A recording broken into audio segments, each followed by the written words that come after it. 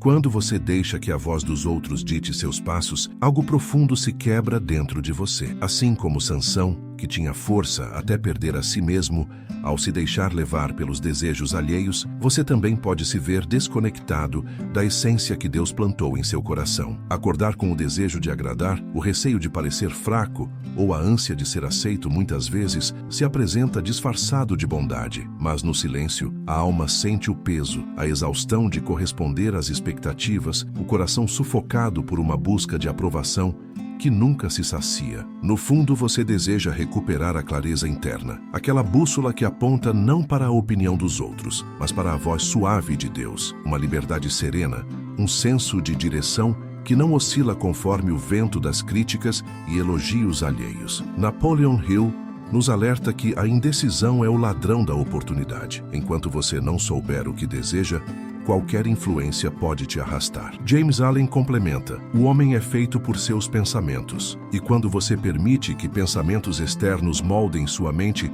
sua identidade se dilui. Então, neste momento, feche os olhos por um instante e volte-se para dentro. Deixe que Deus revele a convicção que já existe em você, porque há uma voz mais segura que merece guiar seus passos e está pronta para ser ouvida. É possível estar rodeado de pessoas com um sorriso no rosto e ainda assim sentir um vazio estranho, como se algo dentro de você estivesse se perdendo lentamente. Isso acontece quando, pouco a pouco, você começa a moldar seus passos pelas expectativas dos outros e não pela direção que Deus soprou em sua alma. Sansão tinha uma força descomunal, mas não perdeu sua missão por falta de músculos. Perdeu porque, no momento em que permitiu que outras vozes governassem seus desejos, desviou-se do propósito original. E quando desviamos do que Deus plantou como verdade em nós, algo se apaga por dentro. Talvez você tenha crescido aprendendo a agradar, a evitar o confronto, a esconder sua dor por trás de uma aparência de bondade. Talvez você tenha confundido amor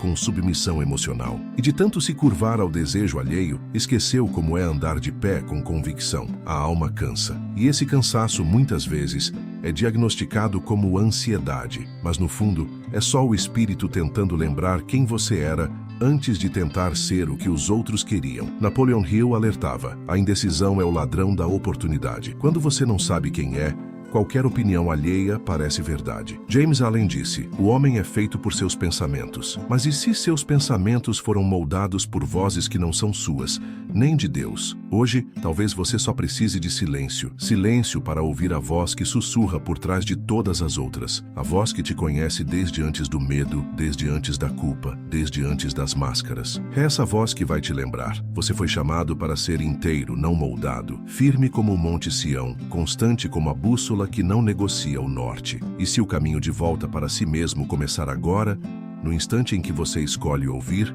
não os outros, mas Deus, há uma exaustão que não nasce do corpo, mas da alma. Um cansaço que se acumula cada vez que você diz sim, quando queria dizer não, que se intensifica cada vez que engole a própria verdade para caber no molde alheio. E a cada pequena rendição, um pedaço de quem você é se perde no caminho. Você começa com gestos pequenos, um favor a mais, um silêncio conveniente, um sorriso que mascara o incômodo e, sem perceber, constrói uma prisão de aparências. O temor do homem se torna uma armadilha, como ensina Provérbios 29:25. A alma se curva não por amor, mas por medo. Medo de rejeição, medo de confronto, medo de parecer insensível. Muitos chamam isso de amor ao próximo, mas não percebem que, por trás dessa bondade aparente, existe um medo que paralisa. Medo de desapontar, medo de ser mal compreendido, medo de perder o afeto. Mas amor verdadeiro não exige que você se anule, e Deus jamais te chamaria para agradar as pessoas às custas da própria integridade. A alma que vive para agradar os outros é como um jarro trincado. Parece cheio, mas vaza, e com o tempo, essa fuga constante vai minando sua força emocional e espiritual, porque viver para todos é, na prática, não viver para ninguém, nem para si, nem para Deus. É nesse lugar silencioso de esgotamento que o Espírito Santo sussurra: volta, volta a ouvir a minha voz, volta a confiar que mesmo quando você for rejeitado por seguir a verdade, eu estarei contigo. Porque no fim, não é a aprovação das pessoas que sustenta a alma, é a fidelidade à voz que nos formou. É sutil, quase imperceptível. Começa com um gesto de boa intenção, uma tentativa de conciliar paz com todos. Mas logo essa paz começa a exigir sacrifícios que Deus nunca pediu. Você se vê dizendo amém para o que o coração não confirma, apenas para manter o ambiente leve. Só que a leveza forçada logo vira um fardo de confusão, de silêncio, de culpa. A vontade de Deus, muitas vezes, confronta o desejo das multidões. Jesus, o Filho amado, foi rejeitado pelos seus, não porque faltava amor, mas porque sua fidelidade não se curvava à expectativa humana. Ele sabia, agradar a todos não é evidência de amor, mas sinal de desvio. A cruz foi a escolha que desagradou o mundo, mas cumpriu o plano eterno. Há momentos em que a fidelidade ao céu exigirá impopularidade na terra. Você será mal interpretado. Vai parecer duro, radical ou até egoísta, mas lembre-se, o mundo se curva ao homem que sabe para onde vai, disse Napoleon Hill. E essa direção não se escolhe com base na voz da maioria, mas na certeza do espírito. Se você tentar agradar a todos, inevitavelmente trairá sua missão, porque o chamado que Deus coloca em sua alma é único e não foi discutido em assembleia. Ele sussurrou no íntimo, ele plantou no secreto, e ele espera que mesmo entre aplausos e vaias, você continue olhando para ele, porque no fim, não é quem te entende que te sustenta, é quem te chamou. A flexibilidade emocional é muitas vezes vista como uma virtude, e de fato, ela pode ser. Saber ouvir, adaptar, acolher diferentes pontos de vista, tudo isso é maturidade. Mas há uma linha tênue entre flexibilidade e camuflagem. Quando você começa a mudar de cor para se encaixar, a alma perde o tom original. Bondade sem raízes vira concessão. Afeto sem verdade vira engano. O Espírito Santo não fala por votação. Ele não muda de opinião a cada ambiente. Ele é estável, firme como o eixo que sustenta a bússola. E talvez o seu maior conflito hoje seja esse: saber que algo dentro de você está tentando manter a paz com todos, ao custo da sua paz com Deus. Imagine uma bússola. Ela não precisa da aprovação do mapa. Ela não debate com o viajante. Ela apenas aponta o norte, sempre. Mesmo se ninguém seguir, mesmo se todos questionarem. Assim também é a alma alinhada com o espírito. Ela permanece convicta, mesmo quando tudo ao redor muda de direção. Você foi chamado para ser guia, não cópia. Luz, não reflexo. Se todo ambiente exige uma versão diferente de você, é sinal de que sua identidade está se moldando ao externo, em vez de se firmar no eterno. E quanto mais você se adapta para agradar, mais se distancia da missão que Deus te confiou, aquela que precisa exatamente da sua verdade, da sua firmeza, da sua essência. A cura verdadeira começa no silêncio, não no silêncio do mundo externo, mas naquele que habita dentro de você, onde todas as vozes se misturam, onde cada escolha é um eco daquilo que você tem escutado por dentro. E nesse lugar, a pergunta mais urgente não é o que fazer, mas quem tem guiado sua voz interior? Comece ouvindo seu dia. Qual foi a primeira voz que te dirigiu? Foi a exigência de alguém? O medo de não corresponder? Ou foi a presença serena de Deus, sussurrando que você é amado antes de realizar qualquer coisa? Gálatas 1:10 pergunta com firmeza e ternura: busco agradar aos homens ou a Deus? Essa pergunta não é um julgamento.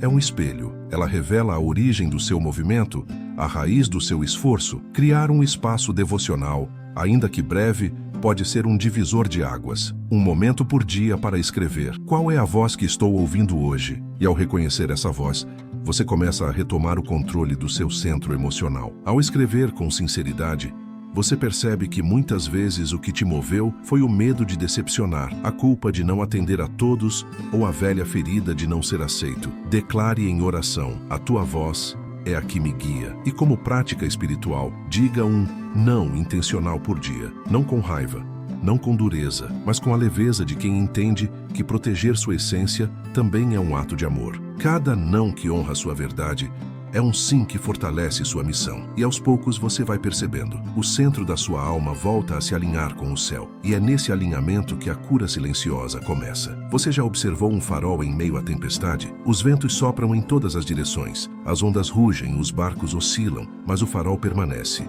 imóvel, firme, inabalável. Ele não tenta agradar as marés. Não se ajusta aos gritos dos ventos. Ele simplesmente permanece no lugar onde foi colocado, para guiar, não para seguir. Assim, é aquele que descansa sua identidade em Deus. Ainda que o mundo mude de opinião, ainda que as vozes ao redor sugiram rotas contrárias, ele permanece ancorado. E permanece porque sabe, o céu não muda de posição por causa do vento. Você é chamado para ser como o Monte Sião, que não se abala, que permanece para sempre. E cada vez que você se molda ao desejo dos outros, que muda de cor para caber em algum molde, você perde 1 centímetro da paisagem única que Deus desenhou em você. Mas ainda há tempo, ainda há vida, ainda há essência. Volte à firmeza. Visualize agora esse farol dentro de você. Ele está aí. Talvez encoberto por neblina de dúvidas, talvez desgastado pelas tempestades emocionais. Mas ele ainda brilha, ainda tem função, ainda guia. Fixe sua visão nesse ponto de luz. Mesmo quando os barcos passarem com rumos diferentes, mesmo quando disserem que você deveria ser outra coisa, outro alguém, lembre-se, você não foi chamado para agradar a todos, você foi chamado para iluminar. E luz firme não negocia sua direção, ela apenas cumpre seu propósito, em paz, em fé, em verdade. Viver para agradar os outros é uma prisão de cortinas invisíveis, um cárcere sutil, onde cada gesto é moldado não pela fé, mas pelo medo.